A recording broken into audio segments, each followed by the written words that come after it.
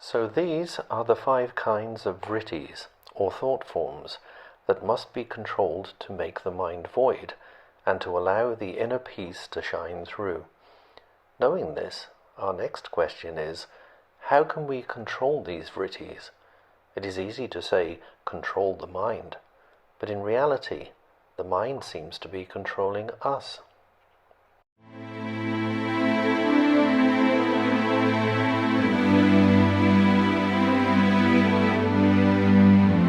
We will continue on our study of the mind, Patanjali, because it is so important.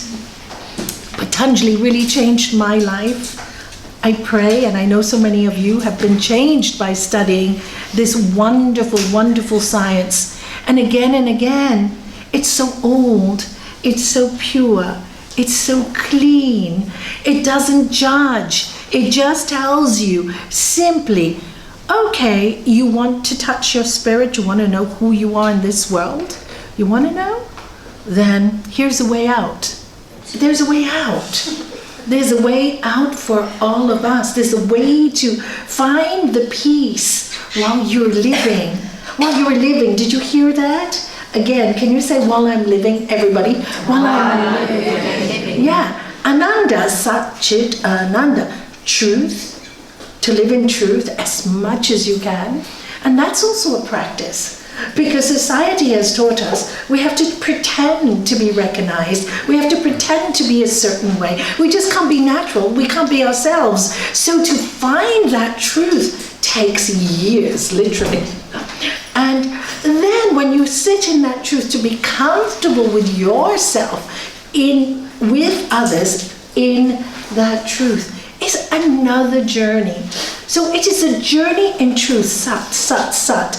Chid, consciousness, knowledge. Get the knowledge to help you. Chid, that consciousness, that awareness of always, what is the highest knowledge? What is the highest knowledge? What is the highest knowledge? What never dies? What never dies? I'm asking you, what never dies? So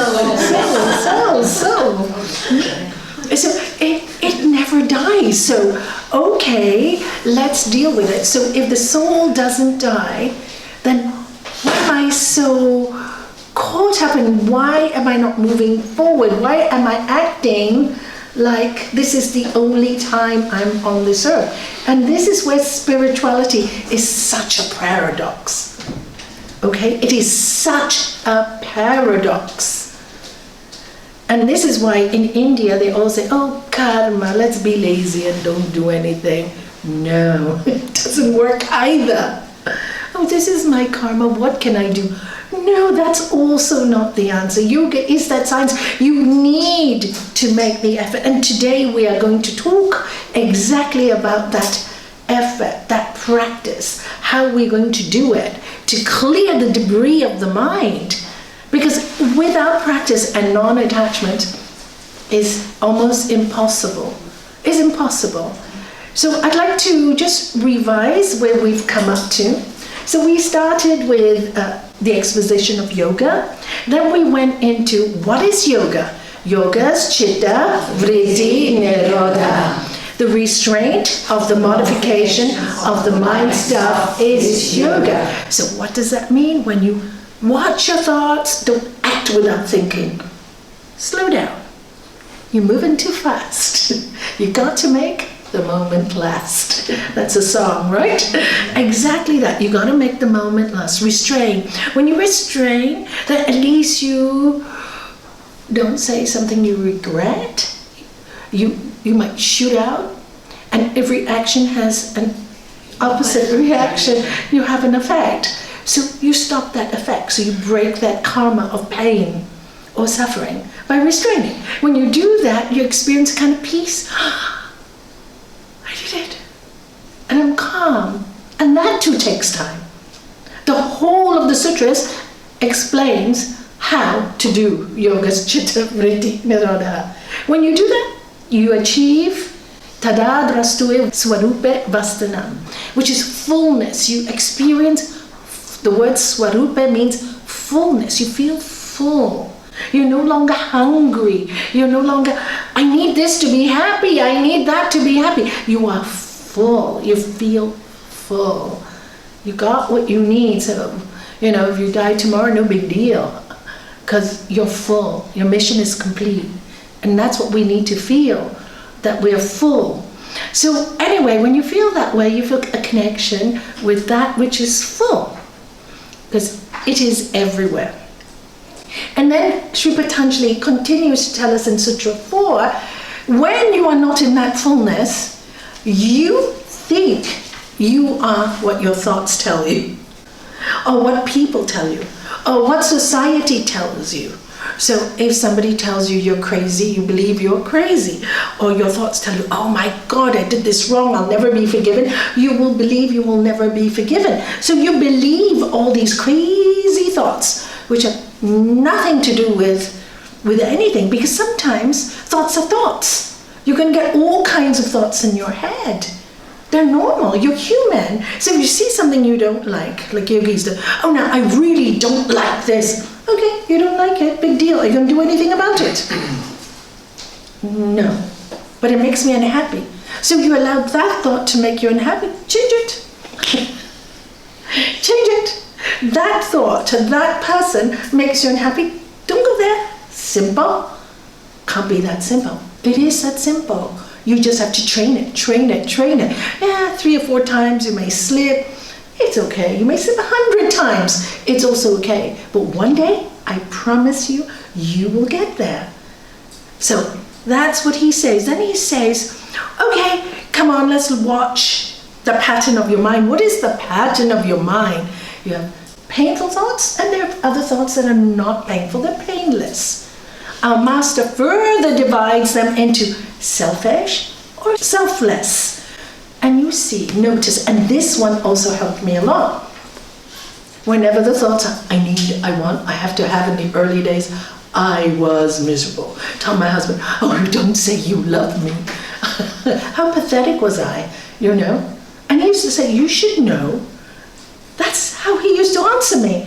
I go, how do I know you don't say it? You should know by my actions. And then, later on I go, yeah, how kind is he to bring me hot water at 5:30 in the morning before I meditate? How many people would do that? Is that love or is it? But I needed to hear. Do you see the I want, I need, I have to, so conditional. The love was so conditional. And in fact, when I started yoga, I realized who was more unconditional. He was. Because he didn't say, I'm bringing you hot water every 5:30 in the morning. You have to say thank you. No. And yet I would say, you have to say you love me. Do you see how the mind fools us? It's just thoughts. But when you see that and you go, oh my God, it's all about me. That's why I'm miserable. How funny is that? It's like the master says, when it's all about you, when you're not involved in we, then you do become miserable and you become extremely selfish. So that is selfish and selfless. Selfless is thoughts that, just normal thoughts that you have every day, I want a glass of water, or I'd like, I find the things that make us most happy actually are when we are very kind to others, right? When you do kind deeds, doesn't it make you feel happy? Yeah, it does. It really makes you happy. So the more you do it, the happier you become. And you think, but there's no I am doing it for you at that point. When you get to that point, it's not about I'm doing it for you. It changes after you practice yoga for a long time. It's natural. You're my family. You're my family. It's no big deal. I'm not doing anything special. Do you see? We're just connected. Doesn't matter. You're my family. It's natural. We're connected. It's okay. It's not a big deal. So that's how it changes. And then, of course, that too is a paradox. Because then you get people in your life who come and manipulate you and use you. That's another lesson you have to learn. When to say yes, when to say no. So actually you would love to help the whole world, but sometimes the whole world's not ready for you. You got that? They're not ready for you. You go help them and they'll bite you. So also then you have to develop another consciousness. Whoa. So this is all to do with practice of mind stuff. And each time you come across two ways of thinking in the one path. And that's why it's so important to spend time alone with yourself, to know, to study. Otherwise the voice of everybody else is going to drown your inner voice. And that's so important. So then next he goes to say, okay, I'm going to make it really easy for you guys, you know. Let me give you a scientific fact. These kind of thought patterns exist in your mind. So he labels it for us. Right knowledge, can you all say? Right knowledge, misconception, verbal delusion, sleep, and memory. So then the next one he goes on to after he says, okay, so how do you deal with all this stuff? How do you, okay, so all these things, how do I deal? How do I do it? How do I do it? How do I steady my mind?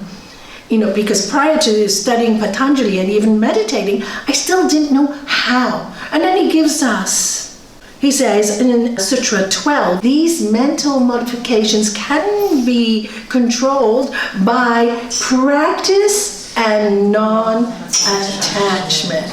Now please remember these are your wings, angel wings, okay? Can you all say practice? Practice and non-attachment. In Sanskrit, which is important for people to know now, because now we read yoga magazines, these words come up often, so you should recognize them. Practice is abhyasa. Can you say? Abhyasa. Practice. And non-attachment is vairagya. Can you say? Vairagya. So vairagya. And actually, what does it mean? Vairagya means actually without color. What? You know, when you think of water, it's pure, right? So the soul is pure. The spirit is pure. So vairagya means pure, without color. No judgment, just watching. So, in the next sutra, he tells us in 13, what is practice? So, okay, what does practice mean? It means effort towards steadiness of mind. Look at that word, effort. I can't do it, you can. But only I can't, you can. And that's the language that has to be changed. And this is neuroplasticity, or this is neuroscience today. But Sri Patanjali was so smart. He knew it thousands of years ago. I can. It is difficult, as the Bhagavad Gita said. Arjuna says to Krishna, Krishna, you're asking me to control this mind, but it's not possible. It is obstinate. It is fickle. It's like asking me to control the wind. I can't control the wind. And he goes, yeah, difficult, not impossible. So as a spiritual aspirant, you have to be very clear. Do you want to go this path? Because once you go, there's no turning back. You all know that. There's no turning back. But once you go, you've got to climb that mountain. And then you've got to climb the mountain, you have to know where you want to head. Not going to be an easy ride. It's like the game of Monopoly, right? You go to jail, you go back to the beginning, you cannot pass, and go, I put the wrong dice, I wish I had 4, but I put 6. So you go back and back and back, and you play again and again until you win, right? You'll get there one day. So how many games do you have to play to win? So life is kind of like that, the spiritual journey. If you can look at it like that, you won't take yourself so seriously. When you fall and go into jail, go, okay, I'll get myself out. Now I know what I have to do to get myself out. I know what I have to do. So failing is actually a wonderful thing. Don't blame yourself when you fail. It's great. It teaches you humility. It teaches you, okay, I've done this so many times and I'm done. I'm done. And sometimes you need to make the same mistake like 100 times before you're done. But when people say to me that word, I had it, Nalini. Oh, I love those words. And they usually come saying it, crying their eyes out. Because they're letting go. You really can't do it anymore. Whoa, leave your power to the higher power. Trust the higher power. And there's a lovely story I'd like to tell at this point. There was a minister who was working very hard and he was very worried because business was not good and things were going wrong, as it does in life, Everything was going wrong. And then PA went up to him. He said, Master, I've been watching you for so many days, and you've been walking up and down, angry, frustrated. You're such a wise man. What is going on? He said, well, I have all this to look after, and things are going wrong. I'm losing money, and I have to look after all these people, and I have to look after all these homes, and how am I going to do it? The money is going down. And he goes, Master, before you came into the world, who was looking after all this? The country. And he goes, well, my ancestors. Okay. So everything was fine. I said, and Master, when you die, if you should die tomorrow, who's going to look after it?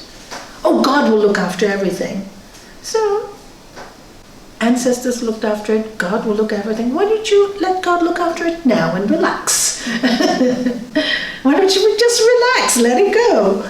So this is the non-attachment that comes with the practice. Whoa, it gets even more complicated now, the game of life and the game of the mind. So let us go to effort towards steadiness of mind. So the first thing you have to do is steady your mind. Of course, when you start meditation, the lie is, that you can keep my mind quiet in a weekend. Hello, it took me 5 years of meditation and hours at a time to maybe have a couple of minutes of silence. What are they telling you? There's so much debris in our modern generation, so much information coming in. And even in the old days when Ramakrishna was meditating on Goddess Kali and he couldn't let Goddess Kali go on his Ishtadeva, which is the person you choose or the thing you choose to meditate on, that one thing to keep the mind steady. His teacher came and said, you got to drop that too. And Ramakrishna said, but I can't, she's my goddess, I can't. And he goes, Vairagya. Nothing, pure. Even that you have to let go of in the last moment. Even that you have to let go of. Well, not easy, is it? So take your time. Take your time. Practice. Effort towards steadiness of mind is practice. So your practice, keep the mind steady. What do you want? What do you want? Peace. Correct. Well, correct for me. And correct for you. It's so clear for me. But it's not so clear for many people.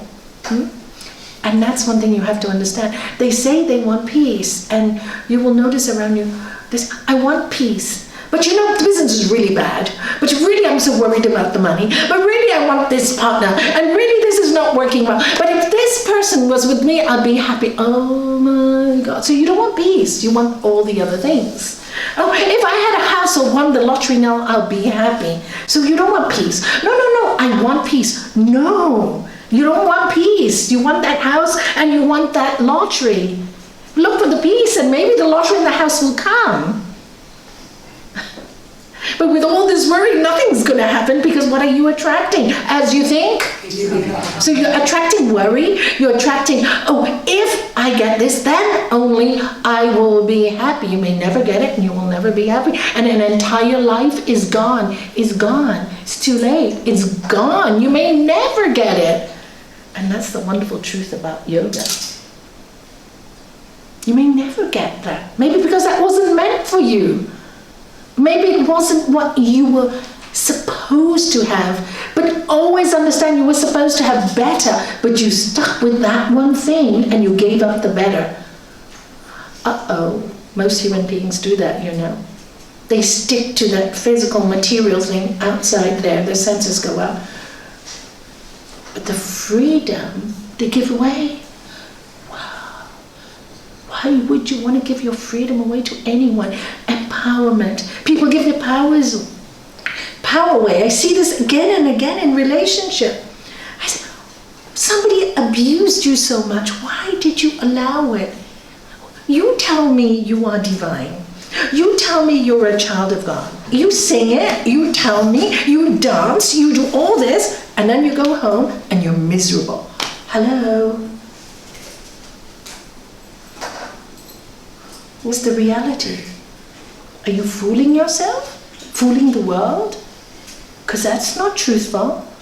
That's the first person you're doing, the first person you're lying to is yourself. All this, and you're so disturbed, so be truthful to yourself. What is causing my disturbance? This is where I need to start. This is where the Yoga Chitta Vritti Nirodha starts, not anywhere else. The rest is, yes, of course it's great to do all those things, you feel good for 2 hours, but if you're back to square one, you have to question why you're back to square one, because you could be the rest of your life on this spiritual journey superficially. And by the end of your life, then go, I'm not ready to die because I haven't done it in this life. I've got a good body, I've got everything, but I haven't done it. So truthfulness is really, really important. That's effort. You have to practice. The effort is keeping the mind steady. Okay, what do I really want? You know the song? Tell me what you want, what you really, really want. Tell me what I want, I really, really want. What do you really want? Yes. So you're very clear, I'm very clear. And then you think, that's the goal. Effort, keep my mind steady. Because when my mind is on all these desires, it's not steady. My master said something that made so much sense to me. He said, Nalini, charity begins at home. That's where you start. Is your home a haven or a hell? Because if your home is a hell, you haven't got the message. Easy to serve everybody outside in the world. You don't live with them for 24 hours. Can you love somebody who's in your home unconditionally for 24 hours? Because no two people are the same. Can you love them unconditionally? Start at home. Best advice he gave me. Best advice. Because when I started teaching yoga, what happened was, of course you get so excited, you see people getting on the path and you're so happy for them. But then I remember my family. My family is the gift that God gave me to protect those people that came into my life. They came to my life as a gift. And here I am saying, what can you give me? What can you give me? Because I didn't understand. So the practice was learn to do it at home first. And that's where it starts. This is the practice. At home. Effort. Steady. Whoever you are with, focus. And that's how I did it first. Wherever I am, I'm focusing. I'm focusing on this moment. Eckhart Tolle, the power of now. He's absolutely right. Focus on this moment. This moment. Now. What's happening now? You focus on now. What's happening now? What's happening now? You're steady. Are you steady? Or is your mind wheeling? You know, some will be wheeling and going back into the past, and you'll lose half of what I'm telling you, and some will be really focused. So the idea is learn to be focused, focused, focused. And after a while, you really become steady. And the next one is a really important sutra. And I think most of you know this sutra. He tells us how to practice. For a long time without a break and with all your heart. Dedication, dedication, dedication. Rome was not built in a day. Remember, this takes a long time. We are very cruel to ourselves. We don't give ourselves time. But that's even more cruel. We don't give people time. And this is again another paradox. How long do you give people? How long do you give yourself? However long it takes. However long it takes. And sometimes people will take so long that they may drain you. Also knowing when to step back. Discriminative discernment. You also have to be, again, it's always a paradox. When to stay, when to go. But your body tells you, I can't do it anymore. Wow, the pan is too hot. Time to go. No guilt. Because now instead of one person being in trouble, you've got two. How does that make a world the better place? You start making peace with yourself first. The world will always have different points of views. Everybody will always have their point. Respect all. Truth is one. That's their journey. Allow it. But no, it's not your journey. Right? That be clear. Don't be swung by the crowd. If the crowd say, oh, this is going to, everybody's like, oh, that must be the latest. Let's go there. Don't be steady, steady, steady, steady. This is what I want. I'm not going there. I'm not going there. Because every time I go there, this is another war, and this is another war, and this is another war. And every 2 or 3 years, it's a different thing to make you healthy. I mean, anybody wanting to go on a diet will freak out with the millions of things you see on the internet. Drive you nuts. You know, I think people end up so crazy. You know, oh, I'm going to go on a fruit diet for 2 weeks. I'm going to go on a salad diet. I'm going to go on a keto, only meat. I mean, hello, so wobbly. Stick to one thing. Very simple. Eat balanced, not too much. Not too little. These diets create all this wobbly thing in your body, and then you know you starve the body of food. It's got used to being starved, and then you put food in it, then you feel guilty. And so where is the steadiness of mind? Just eat, spoil yourself once in a while. Don't fill your plate so big. Little, little, little. And then talk to the food. Thank you for nourishing me.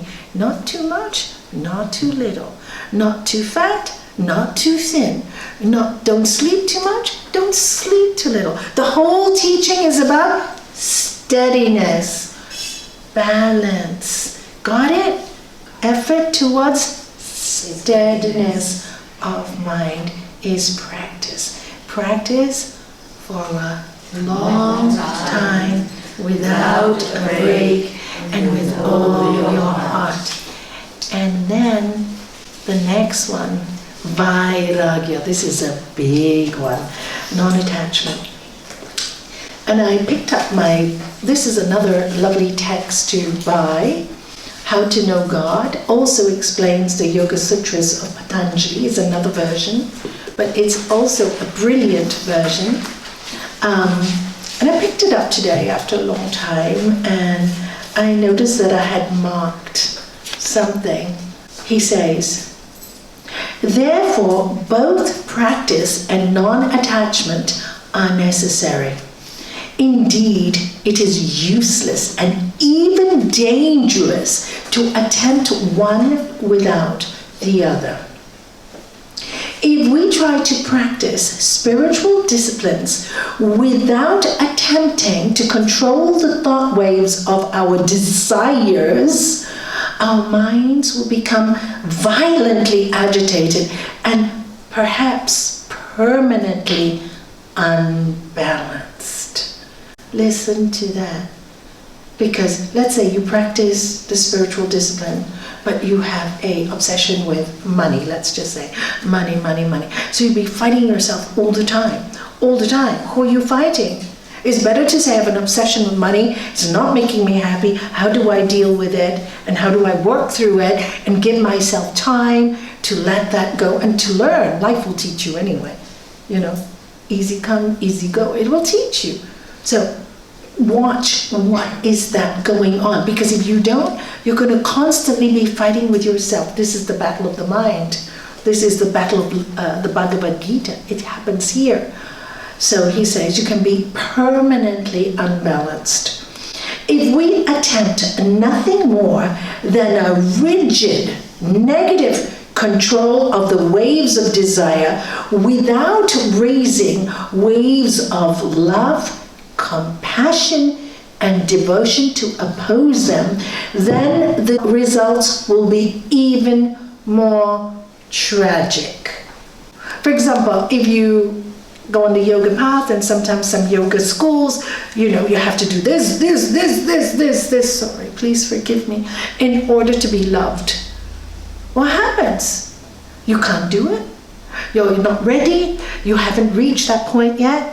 You will always feel that you'll never be good enough. You're never going to get there. You're never going to be loved.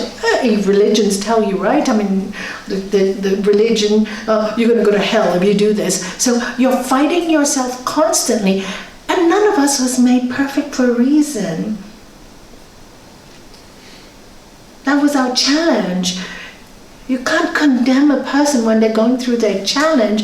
And I see people do when they're going through a difficult, you can do it. But sometimes people just need time and space. And it can't change right away. You can't.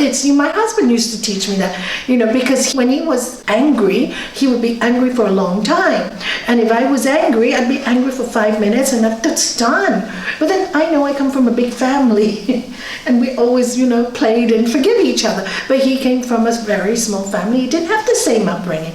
And he used to say, no, I can't just turn off the tap. And I go, but you can. How cruel is that? How cruel is that?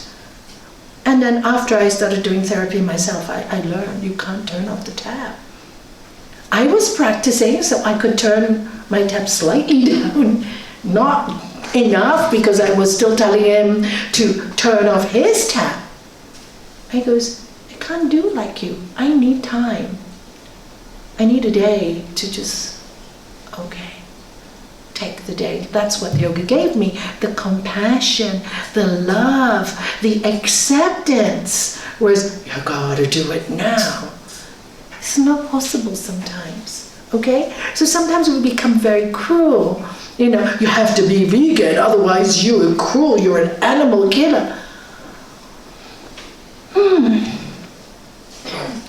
What gives us the right to judge anyone?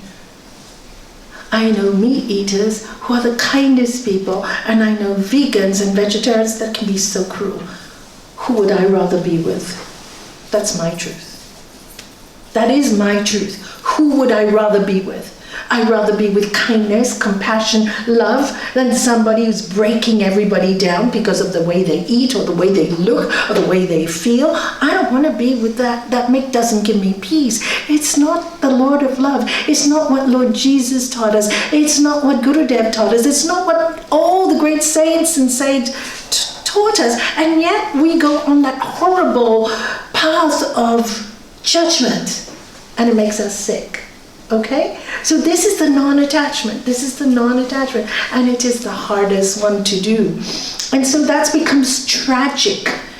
And listen to this. This is why certain strict Puritans suddenly and mysteriously commit suicide. They make a cold, stern effort to be good. That is, not to think bad thoughts. But when they fail, as all human beings must, they cannot face this humiliation, which is really nothing more than hurt pride and the emptiness inside themselves. In the Taoist scriptures, we read, heaven arms with compassion those whom it would not see destroyed. So this is why the Buddhist, one of the strongest Buddhist practice is the practice of compassion. And compassion not only to everybody else, but to yourself as well, when you are in a bad place. You know, especially with yourself, because if you can have compassion to yourself, yes, I really did this and it wasn't right. It wasn't right because I was coming from a place of pride or arrogance or greed, and I didn't know better. I didn't know better. Forgive me. Done. Finish. You tell this to anybody and they'll forgive you right away. And that's exactly what I did with my husband. I'm sorry, I came from a place of pride and cruelty and thought I knew it all. But I said, you sometimes also do it to me. You know, I have to say the truth for both sides. But I said, I know what I'm doing, so I am changing. I'm not waiting for you to change. And I'm so sorry if I hurt you because of that. I'm really, really sorry.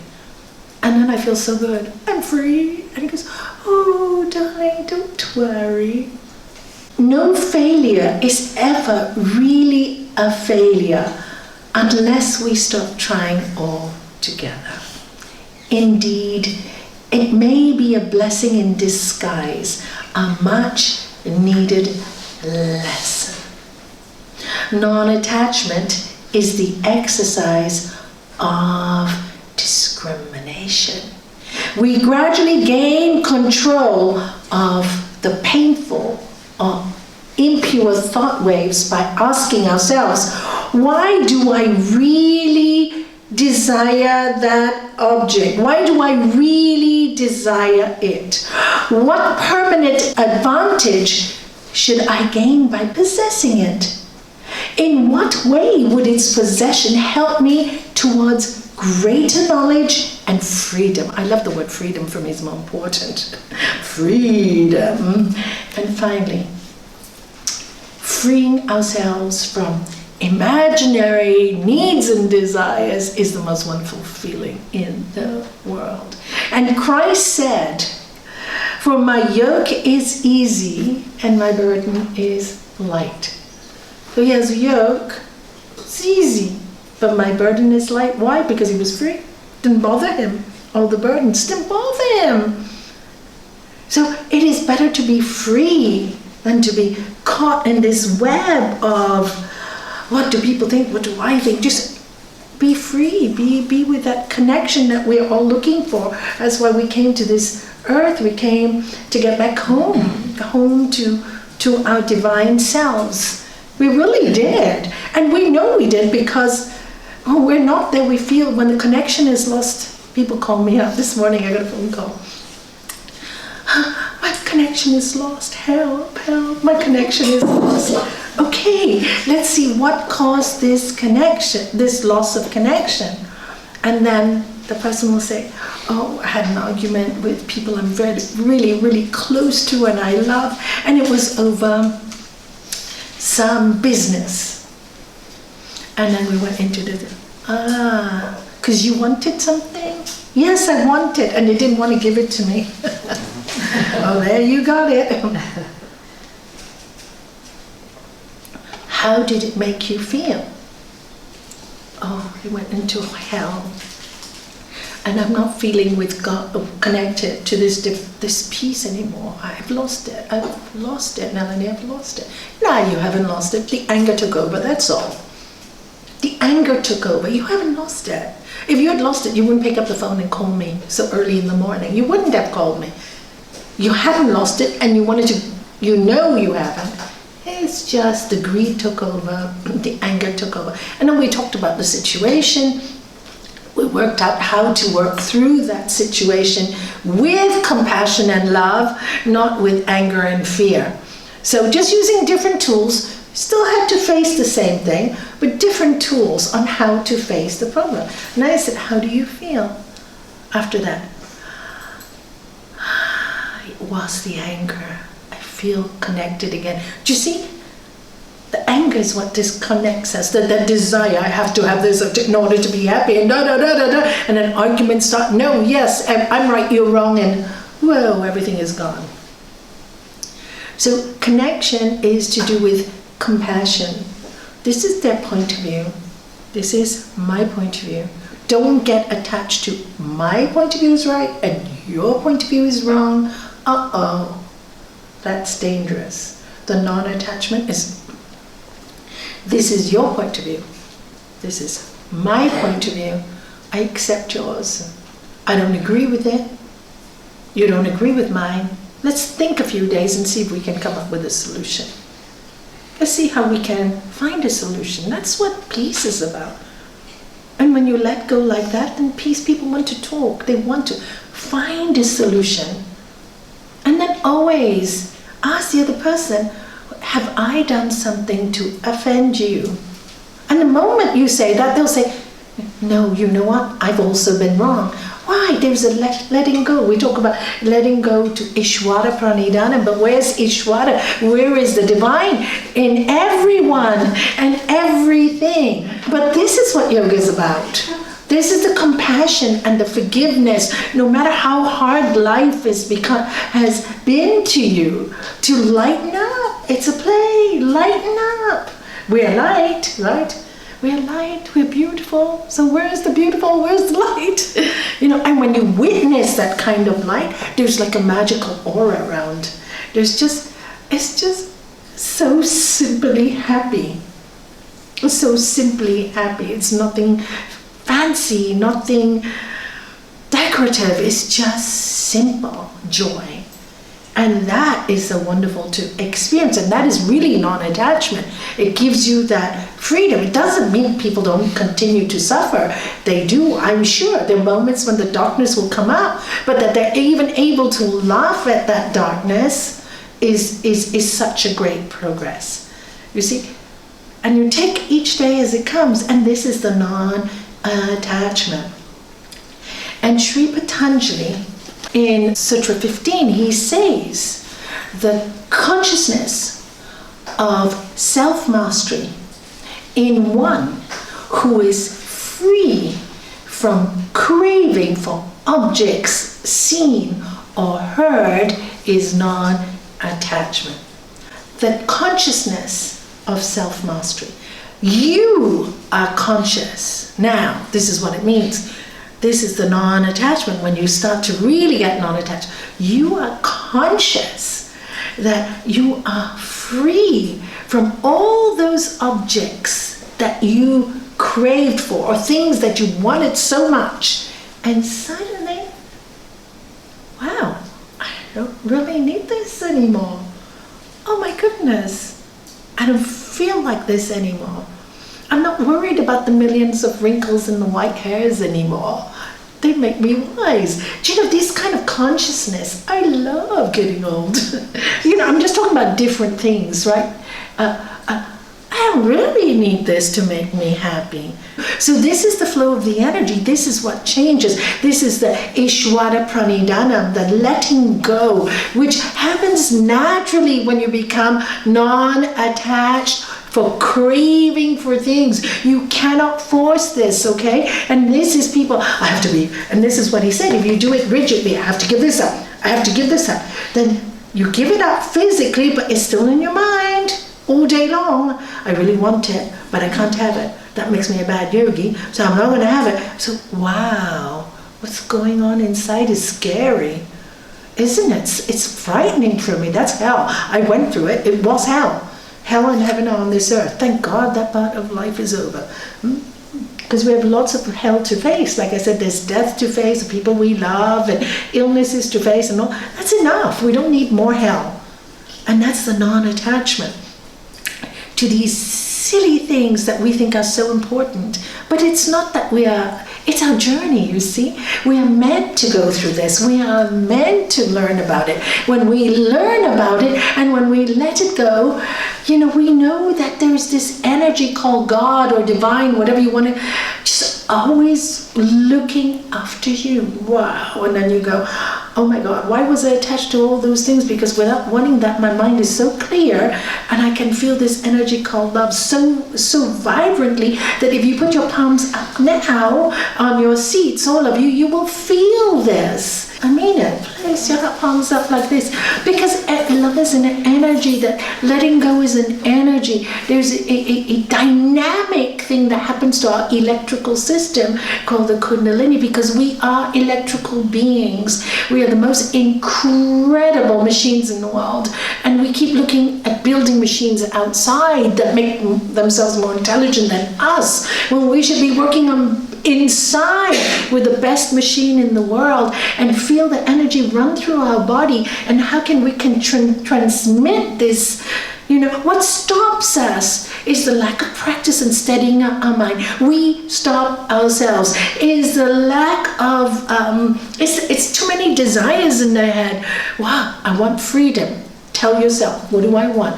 I want peace. I want to be free from wanting fear. I want this, I need this, I have to have this, that's why I'm miserable. All this anxiety for what? I'm scared of death, I'm scared of this. Why are you scared? Because you're not happy with your life at the moment, because you're not living your life, because you're living in fear, because you're living in fear all the time. That is the worst attachment, fear. So watch yourself. The fears are the best things in your life, because they tell you where you go wrong. They point it out to you. This is where you go wrong. This is what you need to fix. People say, I'm fearful of being alone. Okay, let's work on this. Are you alone? Are you alone? My father used to tell me, I'm very lucky. My father used to say again and again, God is with you, you're never alone. When I first came to Gibraltar, I was only 21, having a baby, no friends, nobody, into this old building that was falling apart with cockroaches and rats. And I go, Dad, I have no family, nobody, and I'm about to have a baby. And he'd go, no, Nelanie, you are never alone. God is always with you. And that just kept me going for years and years and years. And now I know. Before, I needed that to be told to me again and again to feel peaceful. But now I know. And what is God? Whatever you want to call it. You're God, you're God, you're God, you're God, you're all God, you're all God. So it's everywhere. We all came from that wonderful, wonderful, wonderful whirling energy that created us so that we could be together like this. That's all. Have an experience. Feel that dynamic flow in your hands. My nervous system is alive because it's connected. It's alive. I feel alive. I don't feel dead anymore. And that's the alive we want to feel. Alive. Not buried in misery. There's enough misery in the world. People need us. There's so many people that are suffering, so many, and we just need to get over ourselves. And that's the non-attachment, getting over our pity, our victimhood. You have to look at me, I'm so important. What makes you so important, Nelanie? From there, you're just not even a speck of dust. And that's the reality. And yet within this reality, the other reality that yoga teaches us, within the microcosm, is the macrocosm. See, another paradox. Within you is everything you need to know. So 1 minute you're nothing, next minute you're everything. How do you do it? These are the things that we need to contemplate. And that's why we need humility, and that's why we need to practice, and that's why we need to look at ourselves first before we look at anybody else. Because there's so much judgment made there, and there's so much cruelty done in that name. So, and we've seen so much pain over the years. Religions, even my own religion, if you don't do this full moon prayer, you're going to be cursed for the rest of your life. I mean, Hari Om, oh my God. What kind of God is that punishes me because I don't want to do a full moon prayer? I'll do a full moon meditation. Is that okay, God? What about if I don't do anything at all, as if the gods are watching me? Oh my God, this is so ridiculous. All these things that we're taught, break it all. Moksha, freedom, just get out of that shell and be free, because our God is, for me, the one of love. One of love, one of love. Things go wrong, love it anyway. And this is why I'd like to finish with this prayer. Lord, grant me the serenity to accept the things I cannot change, the courage to change the things I can, and the wisdom to know the difference.